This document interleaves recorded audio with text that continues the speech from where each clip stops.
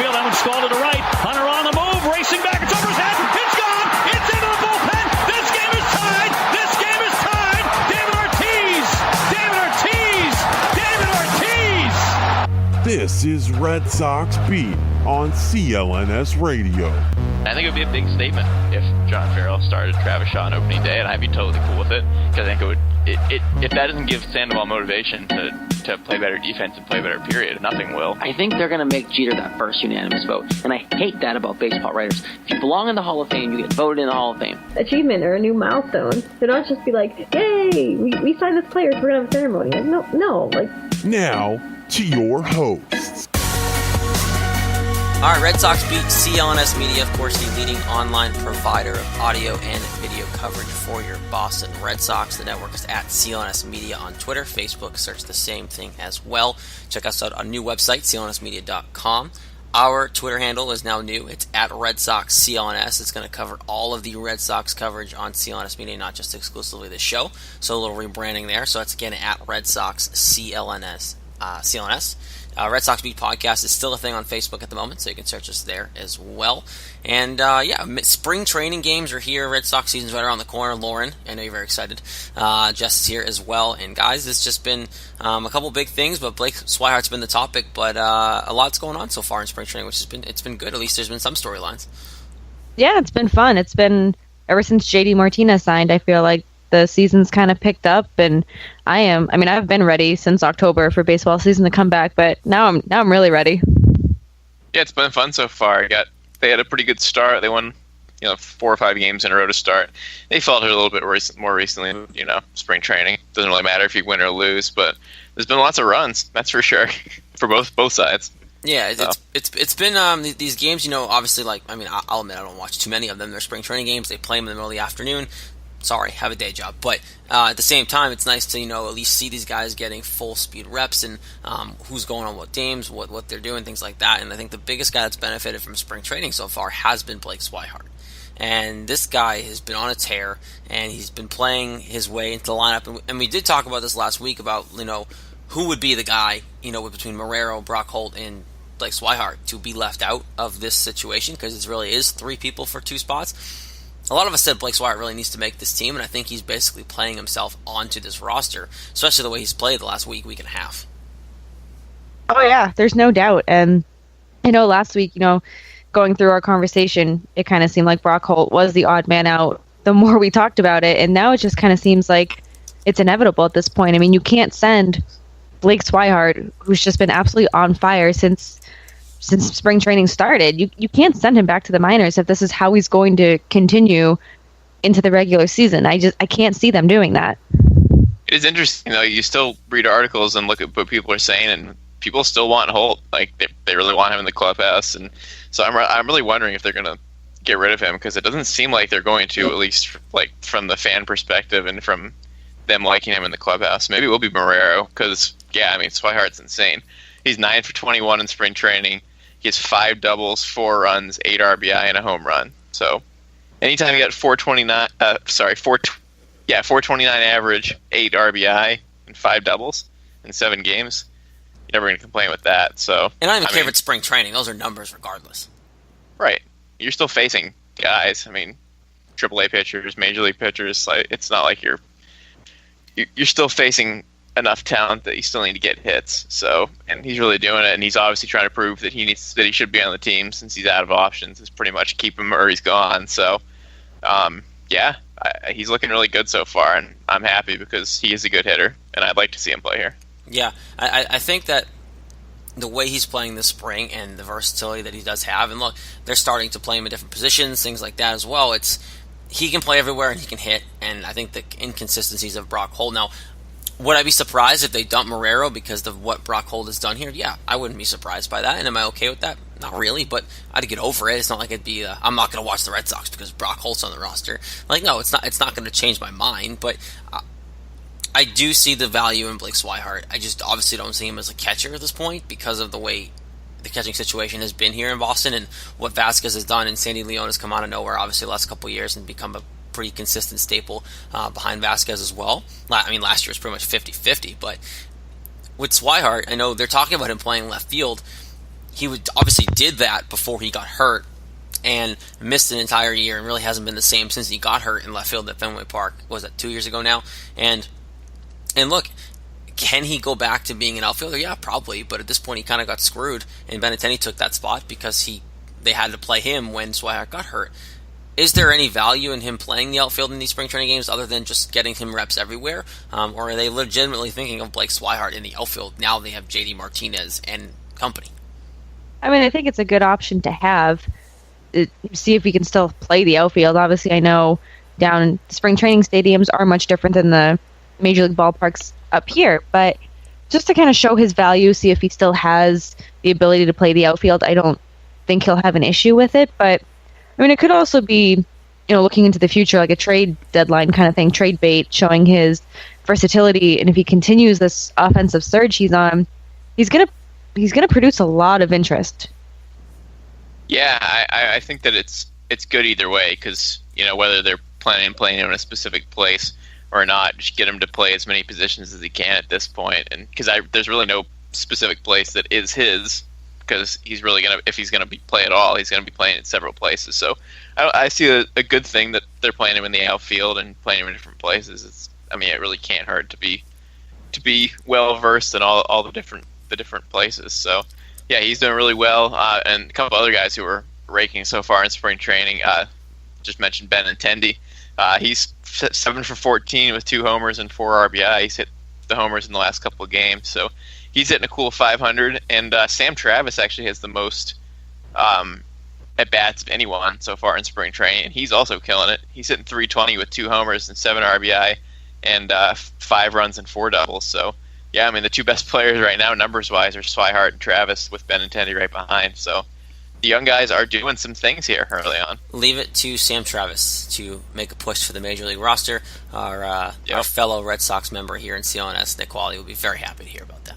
And he will make a point to make sure he tries to. He won't make the roster, but Nick won't tell you otherwise. But look, this team has options, and I think that's the nice thing about where they are. Now, one thing I was curious what you guys thought too, because for me, I watched the way they're handling Blake Swihart and how they're playing in multiple positions and seeing what kind of value he has.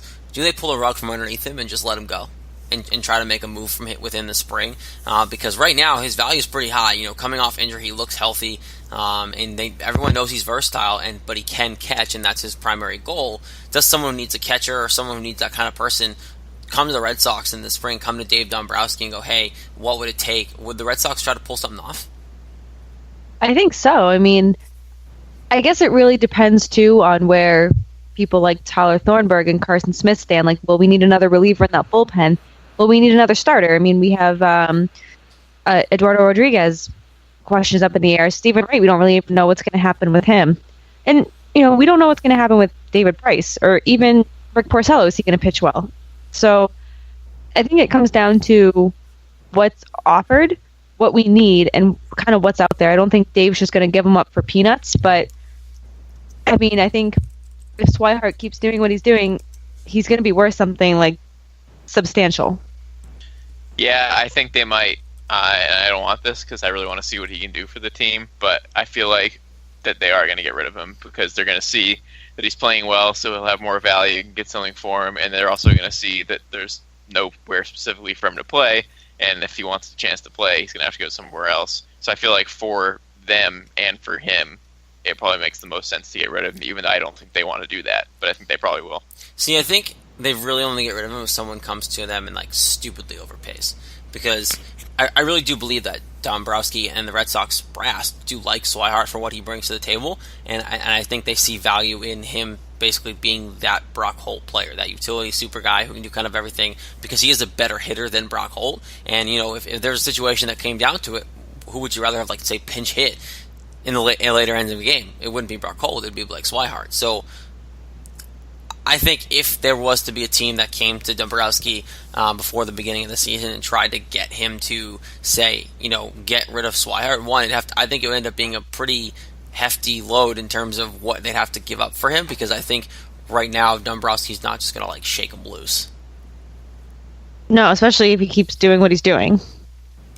You look at the way this guy's hitting, like you said, Jess, spring is spring, but he's also playing talent. He's hitting against major league guys, and the way he's hitting right now, I think this is the best he's hit ever. Obviously, again, you take it for what it is, and you take it for what it is in spring training. But someone would overpay for Blake Swihart. I think you have to do it. I mean, why not? If someone's going to overpay, I mean, he's young, he's versatile, and if we can get a decent package for him, I hate to say it, I don't want to see the guy go, but you do it. Yeah, and I think they would, and I think somebody might overpay because he has shown that he can be a good player. So it really wouldn't surprise me at all if somebody gave up more than they should for him, and that would benefit the Red Sox if that did happen, if they got somebody good. No, of course, yeah, and it definitely would, and you have to keep an eye on everything too with the idea that what do you need? There's injuries in play. We're going to talk about Pomeranz here in a second with the forearm tightness that he had when he left the game too. What do you need? Because if you don't need anything, then great, keep Blake Swihart. You don't have to push too much, but you don't really know what you have, like you said, Lauren. Thornburg, Carson Smith. Do you need another reliever? Do you need someone in the arm? Do you need another rotation guy? With Eduardo Rodriguez being out for a few months here, probably, if not just like a month. You have the pending things with Wright and what's going on with there. And now, we talked about it, Drew Pomeranz exited the start of spring training, his first one on Friday, which was with that forearm tightness. Does this cause any issues too? And how long does he go out? So that's a big factor in what happens with Blake Swihart. But let's just shift over to Drew Pomeranz. He did leave that game, that start against the Cardinals. Are you guys overly concerned about this? Because we just talked about, and we've been talking about Drew Pomeranz, of how he was healthy, that's what it was, that was the problem, and that's why he pitched so well last year, because they finally got him healthy. Now forearm tightness, I know it's not directly related to the injury that he had with San Diego, because that was an elbow issue, but it's pretty close to it, and now all of a sudden he's hurt again. Yeah, I'm not too worried. He had this kind of thing last year, where during spring training he had forearm tightness. I think it's more of a precautionary thing, and I think it's going to be fine. I'm not too worried about it. I don't foresee him really having any issues going forward in the season. And maybe that's just me being optimistic, and me kind of thinking, oh, this happened last year, so of course it's going to happen this year. But I think it's spring, it's early. He'll probably pitch in his next spring training start, and he'll be fine. It's Drew Pomeranz. I'm not worried about it. But if you're Dave Dombrowski, Lauren, if you have to make this decision right now, are you comfortable saying, I'm okay with it, we're not going to go get somebody else to help out, I'll keep Blake Swihart or bring a reliever in instead? Are you comfortable if he makes that decision? Right now? Yeah, right this second. Yeah, comfortable with it. I don't know. Yeah, I mean, it's interesting because you had the injury happen. Obviously, he pitched an inning, he came out, and then he said he's fine. It doesn't really hurt. It's not a problem. Mm-hmm. And then he did an MRI, and they said it was a mild flexor strain. So it still is a strain. I mean, it's a mild strain, which obviously isn't much. But he came right out afterwards and said, yeah, I'm fine. It was just precautionary, and, it really didn't hurt that much. But I just wanted to make sure that it was okay. Yep. So he didn't seem concerned about it. The fact that it was actually something, even though I know a mild strain isn't much of anything, but it's still something. But, I mean, it did happen last year, so definitely keep an eye on it. But as long as you said it's not like that elbow that he had before, which was obviously a huge problem because he couldn't pitch for crap for a little while there. So I mean, the Padres lied about it. So exactly. So if it turns into one of those situations, that's not good, and you're going to need somebody else to back him up. But boy, if he can be as good as he was last year and stay healthy, obviously this isn't a great start to that, but it's March 4th, so hopefully this is the only thing that happens, because obviously you don't want more things to happen. So right now I'm not worried, but if we get another little injury next start or a couple starts from now, then maybe I'll start fretting about it. I think it scares me only because you're already kind of thin with your starters, right? Because we know we don't have too many prospects who are in the win here to take a big role. As much as you love Brian Johnson, I apologize, Lauren, he's not anytime soon coming through that door, and you need someone who's going to be a consistent contributor, and we're already looking for a fifth starter while these guys are out. Who becomes the fourth starter if Drew Pomeranz can't go? And I think it would be in the Red Sox best interest to find another starter more than anything, because I think I probably have a little more faith in Thornburg and Carson Smith in the bullpen than people might with him coming off of injuries, things like that. But it seems like Thornburg is ready for everything we're seeing, right? There's nothing no hiccups. He's been throwing pretty comfortably. Same with Carson Smith since he's been down there, but we know because he came back last year. you almost have to trust that process at this point, and then the lineup got better, obviously, with JD. So I think if you're going to move anybody for anything, it's going to be for another starter.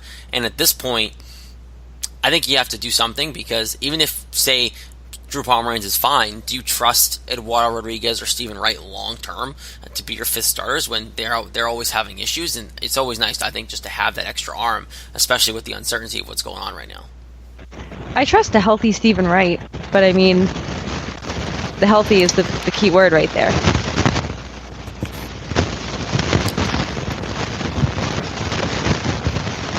Good. Yeah, and look, I think the big thing with the pitching for me is, like I said, it's just you need some consistency. And I don't think the Red Sox, top 3, top 4, with Pomeranz healthy, pretty damn good rotation, especially if Price comes out and pitches the way he's supposed to, and he claims he's ready to go and that kind of crap. But look, I still think you need to have a really solid rotation to win in this league, and it seems like that's the last part for me that I'm unsure about, because at this point the Red Sox lineup is, if these kids show up and play like they're supposed to, and they all come back from kind of rough years last year for the most part, for those especially Betts and Bogarts, then they're fine, because you bring JD in, and that's the big ticket, and you have Hanley platooning around him and other options. The offense will be there. Most nights, it seems like, this summer. It's just a matter of, can the pitching win those close games? And for the most part, you might want to say yes, because, Chris Sale, David Price, Rick Porcello on a good night, Drew Pomeranz. But you're not really sure 100%, and at least I'm not, and that's where I would love to see bring in. It doesn't have to be a top-end guy. I'm not asking for the next Chris Sale to walk through the door. I'm just asking for a little bit of assurance of a guy who can be consistent, give me 5-6 innings, maybe a start, and kind of move forward.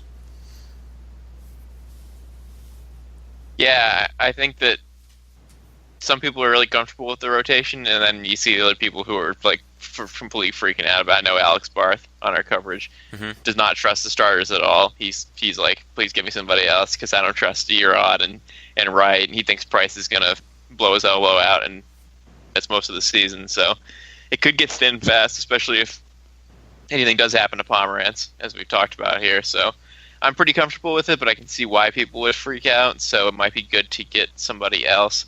And it was funny, too, I can't remember who it was, but I saw someone tweet, and they were saying that, like, they think that the Sox and Yankees offenses will both be awesome, like you kind of just said, Jared, but, like, whose pitching is going to be better? That's going to determine who's going to be the better team. So it might, assuming everything works out as it should with the offense, it's really going to come down to the pitching, to probably who's the better team, and probably who will get further in the playoffs. So it's hugely important, I guess, that they just have to decide if they have enough, what they currently have. Okay, then go off that storyline then. Do you think that the Red Sox have enough to have a better rotation than the Yankees right now?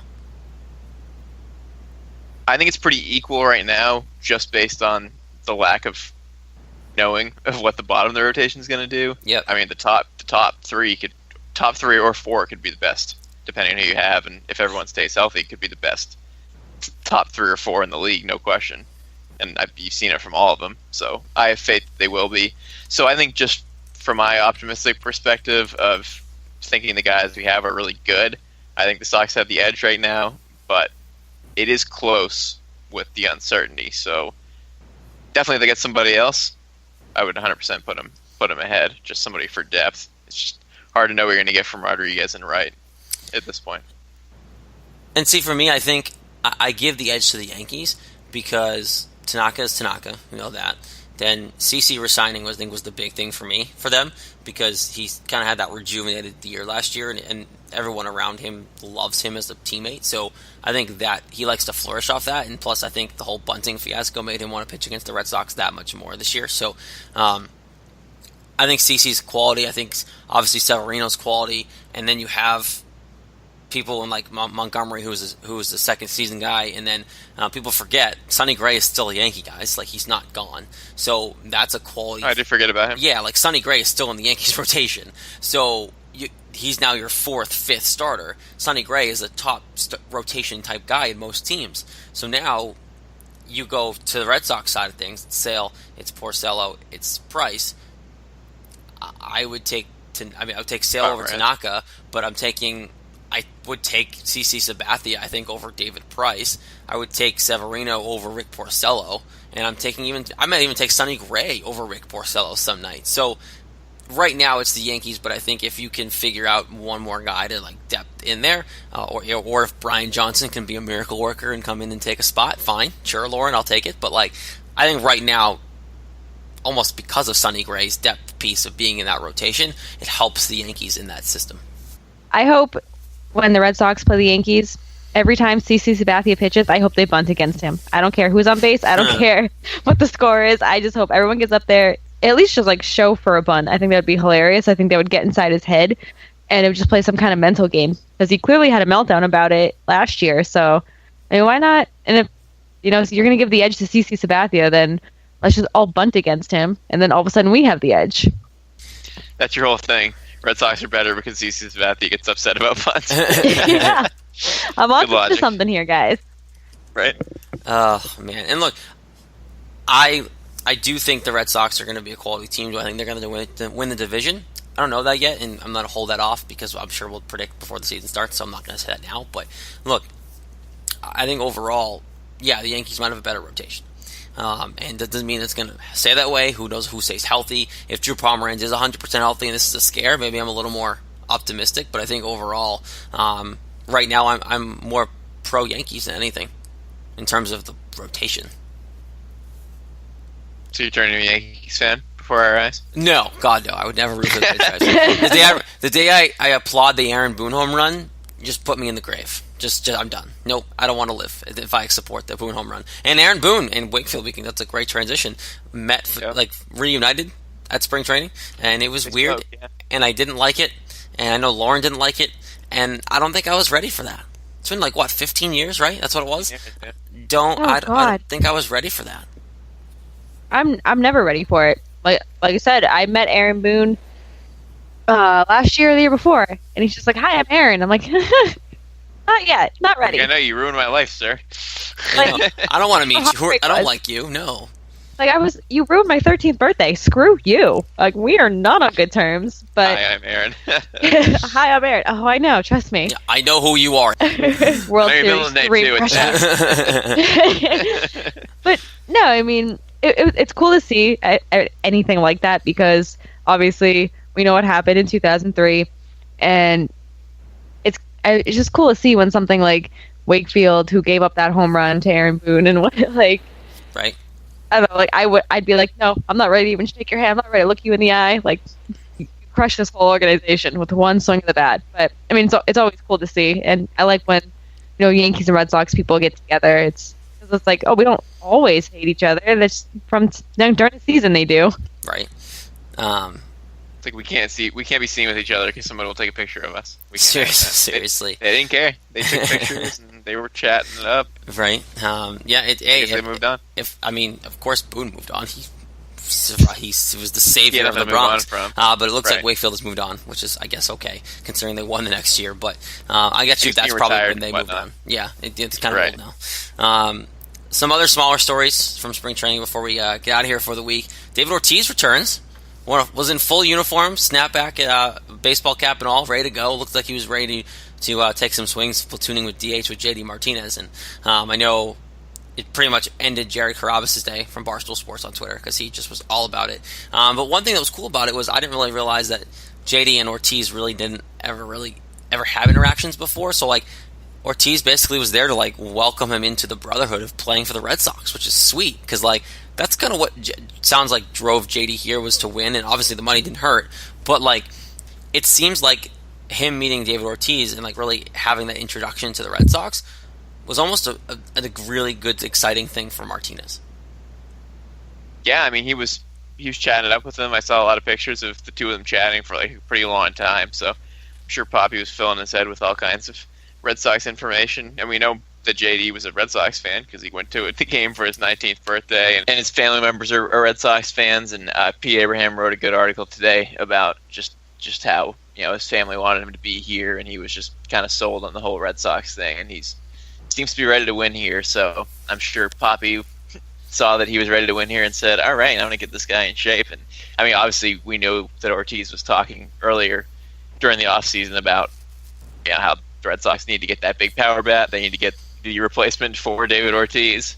So he was like, get somebody, please. And they got somebody. So he's probably just like giddy that they actually got somebody to be the possible replacement for him and get that power back in the lineup. So I'm sure there's nobody more exciting than him. I mean, there was a conversation happening too about how, like JD mentioned, he's like, I was talking to him forever because you just always have to listen to what Ortiz says about hitting and DHing in Boston. He did it, right, and he succeeded here. And he's like, I know that's going to be my primary role, and I want to learn from the best, and that's why I was very excited to meet him. Blah blah blah, that kind of stuff. And that's exactly what he's supposed to say, but it's true. It's you want to learn from the best. The best was at spring training, who did exactly what you were brought here to do. So let me learn how to hit at Fenway Park. Let me get the ins and outs of this Red Sox system and this Red Sox playing in Boston and succeeding in Boston. Because, yeah, as much as he might have came here for the money and he wanted a contract, if he does well here for a couple years, maybe he does do what David Ortiz does and just falls in love with the city and becomes a member here. Maybe he doesn't opt out at that point. So, like, the next couple years is going to be huge about how, one, the Red Sox fans and the Red Sox brass support J.D. Martinez, and two, how he responds to the history, and if they're winning, does he enjoy, oh, maybe I want to be here for the culture of, oh, winning in Boston is actually a really big deal. I really don't see him opting out. It's like, I mean, literally the headline of Pierre Herm's article is J.D. Martinez is completely obsessed with baseball, because he said he's completely obsessed with baseball, and he's like, really into the Red Sox. So, like, I don't know why he'd want to leave at this point after now the fact that he's actually here. I just don't see him opting out. I think that'd be very strange. Yeah, I don't know. I think it really depends, and I think at the end of the day, the opt-outs is what really made him come here, because say after 2 years his team sucks, which I don't foresee happening, but just say we missed the playoffs by like a large margin, that gives him that option to opt out after 2 years. Say we're so 2 years. Third year, not so good. Still opt out. I don't really see him opting out, but I do think he will if the team doesn't play up to his potential, which is essentially our potential as well. See, I partially think it's money involved. I mean, I think it is money involved. I think, the opt-outs are there. I think one of them was added. I forget which one was added because of this last health scare, but because there's 3 of them in the contract now. Right. So I think these opt-outs are there so that if he does keep like this pace going, because I think people weren't really sure about what he is, like people weren't sure if it was going to be kind of a fool's gold situation for what he did, especially in Arizona, and I think they want a really understanding of is his power a thing. That's why his money wasn't where he thought it might be, because he wanted to make $200 million. That's where the market was trying to be set for him, and he ended up getting paid the $125. So I think these opt-outs are a place where come in here, play 2 good solid years, 3 years maybe, and see if you can opt out and get paid more. Yeah, it'll be interesting to see what he ends up deciding to do, because I'm sure it will depend a lot on how he plays and how the team plays. So we'll see. Do you guys know his name's Julio? Because I didn't know that until today. What is it, Julio David? Julio Daniel Martinez. Daniel. I did not know that. Yeah. I did because one of my Twitter followers was like, oh, Julio, I don't think she used the middle name, but it was just like Julio Martinez is now on the Red Sox. And I was like, huh? It was like, oh. But then it's like, I randomly looked up Rick Porcello one day on Wikipedia, and it was Frederick Alfred Porcello III. I'm like, what do you mean his name isn't Richard? Right. Frederick Porcello. Can you imagine if he was Fred Porcello? Or like Porcello. I like it. Freddie. Freddie Porcello. Freddie P. Another thing about JD Martinez too, I don't know if you guys saw, he's going to be wearing his full name on his jersey. His jersey's going to say JD Martinez. Mm-hmm. He did that in Detroit. He did that in Detroit too. Yeah, he didn't do it in Arizona though, right? Yeah, I think he did. I think he's done it. Yeah, well, because he did it with Detroit because of Victor Martinez, so they wanted to specify that he was JD, and then I guess he liked it, so he kept doing it, and he's going to keep doing it. So that's pretty interesting. Hey, it's a unique thing, and he's done at this point, and might as well just keep doing it. It's something different for sure. One other small story, and it's kind of actually comical, before we get out of here for the week. So it was funny because the first video I saw of this old man reporter walking into spring training was when it was like Dustin Pedroia and the infielders were doing like double play work and things like that. And this guy, this old dude, and I didn't realize what it was at first. I was just watching this video of this old dude, like reporter guy, like walking onto the field at spring training, just sitting there like, yeah, like watching like Dustin Pedroia teach them the younger kids how to take ground balls and things like that. And then all of a sudden I read up on it and it was Joe Kelly just doing like this makes me love Joe Kelly even more. Like, I've always been a Joe Kelly supporter. He sucks as a starter, but like good reliever, good clubhouse guy, and something like this is something that is what spring training is kind of meant for, obviously. But I think it's actually fantastic. I love it. I think it kind of just goes to show that this team has fun. And correct me if I'm wrong, wasn't it his idea to put like the pictures of them as like the high school pictures in the bullpen of them last year? Yep. Wasn't that his idea? You're right. Joe Kelly started that whole mantra of the So- bullpen last year. Yeah. And it's just fun. Like, it's little things like that where it's like, yes, this team means business. Yes, they know what they need to do to win, but they go out there and they have fun. I mean, those bullpen guys have to be bored if they're not playing, especially if they don't pitch. They have to have some kind of fun out there. Like, we had the bullpen band back in the day. You know, that was fun when they it was just little things like that. I missed the bullpen band. It's so fun. They were good. They were like, I would work out to that.